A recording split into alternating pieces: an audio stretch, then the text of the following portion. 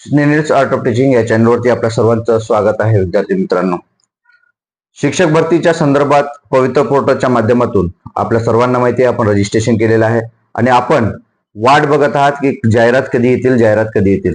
विद्यार्थी मित्रांनो, जाहिरातीच्या संदर्भातले जे काही अपडेट आपल्याला मिळत आहे, जे काही आपल्याला त्या डिपार्टमेंटच्या माध्यमातून जागा किती आहे 24-25च्या वेळेला किंवा 25-26च्या या संच मान्यतेनुसार किती जागा रिक्त आहेत, प्राथमिकच्या किती आहे, पदवीधरच्या किती आहेत, त्यात विज्ञान आणि गणिताच्या किती आहेत आणि सामाजिक शास्त्रांच्या जागा किती आहेत, अशा टोटल प्राथमिक आणि पदवीधरच्या जागा नेमक्या किती आहेत या संदर्भातील जे अपडेट आहे जिल्हा परिषद जालन्याचं या ठिकाणी अपडेट आपण पाहतोय की नेमक्या आपल्यासाठी जागा किती असणार आहेत, आपल्यासाठी धोक्याची घंटा कोणत्या विषयासाठी असणार आहेत, हे आपल्याला आताच आपल्याला अंदाज नाही. तर हा जो डेटा आहे हा डेटा आपल्याला त्या शिक्षण विभागातून त्या जिल्हा परिषदेतून आपल्याला हा मिळालेला आहे. त्यामुळे आपण सर्वांनी या गोष्टी समजून घ्यायच्या. तुम्ही सुद्धा क्रॉस चेक करायचा आहे. तुमचं जर कोणी रिलेटिव्ह त्या ठिकाणी असेल किंवा तुम्ही सुद्धा साईडला जाऊन किंवा तिथे कोणी असेल तर त्यांच्याकडून ते डेटा मागू शकता.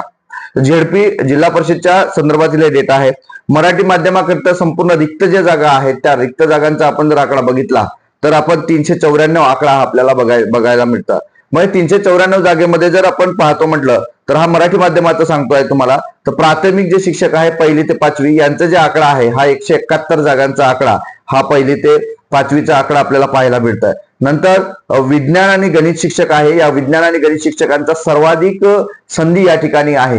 एक लक्षात घ्यायचं आहे, कोणतीही जिल्हा परिषद आतापर्यंत मी 7 ते 8 जिल्हा परिषदांची माहिती आपल्या समोर दिलेली आहे. त्यामध्ये सर्वाधिक संधी जर आहे तर विज्ञान आणि गणित या दोन विषयाला संधी खूप जास्त आहे. त्यामुळे विद्यार्थी मित्रांनो, यात स्पर्धा जरी जास्त असली तरी संधी जी आहेत त्या म्हणजे स्पर्धा जरी जास्त असली तरी संधी सुद्धा जास्त आहे ते आपल्याला पाहायला मिळतं. परंतु ज्यांना टेट मध्ये चांगले गुण आहेत, जे बीएससी बॅकग्राऊंड असतील, जे एमएससी बॅकग्राऊंड असेल किंवा जे विद्यार्थी सायन्स आणि जे काही मॅथ आहे हा विषय घेऊन पास झालेले असे असे सर्व विद्यार्थ्यांना मात्र संधी मिळणार आहे. जरी त्यांना कमी गुण असले तरी पण त्यांना संधी मिळेल हे सुद्धा लक्षात घ्यायचे आहे. यांनी घाबरण्यासारखं कोणतंही कारण नाही.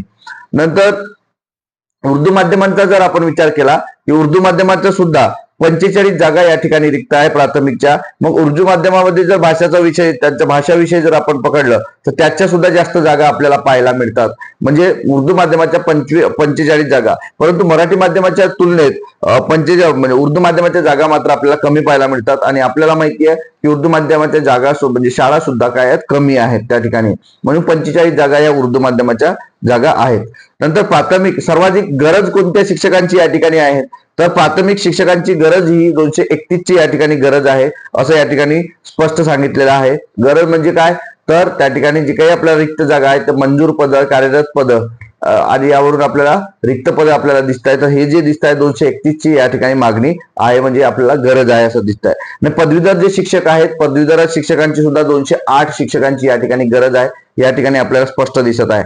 अशा पद्धतीने आपल्याला हे टोटल ज्या जागा आहेत ह्या टोटल जागा दोन्ही आणि प्राथमिक 231 आणि पदवीधर जी पद आहेत ते 208 असं 439 पद रिक्त पद ही आपल्याला या ठिकाणी जिल्हा परिषद जालन्याला आपल्याला पाहायला मिळत आहे विद्यार्थी मित्रांनो. आणि सर्वाधिक संधी कोणत्या शिक्षकांची आहे, कोणा विद्यार्थ्याला आहे, तर गणित आणि मॅथ, गणित आणि विज्ञान जे घेऊन पास झालेले आहे किंवा पेपर 2 पास आहेत किंवा बीएससी असेल, त्यांचा बॅकग्राऊंड सायन्स बॅकग्राऊंड असेल, मॅथ बॅकग्राऊंड असेल, तर अशा सर्व विद्यार्थ्यांना या ठिकाणी सर्वाधिक संधी आपल्याला पाहायला मिळत आहे. मग राहिला धोक्याची बाब काय, तर धोक्याची बाब म्हणजे सर्वात प्रश्न मोठा आहे की प्रत्येक जिल्हा परिषदेला आपण पाहतो तर ऍक्सेस झालेले विद्यार्थी आपल्याला या ठिकाणी दिसत आहेत किंवा शिक्षक या ठिकाणी दिसत आहेत. कोणता विषय, तर सामाजिक शास्त्रासाठी संधी आहे का, तर सामाजिक शास्त्रासाठी जालना जिल्ह्यामध्ये 0 या ठिकाणी जागा रिक्त आहेत, 0 जागा रिक्त आहेत.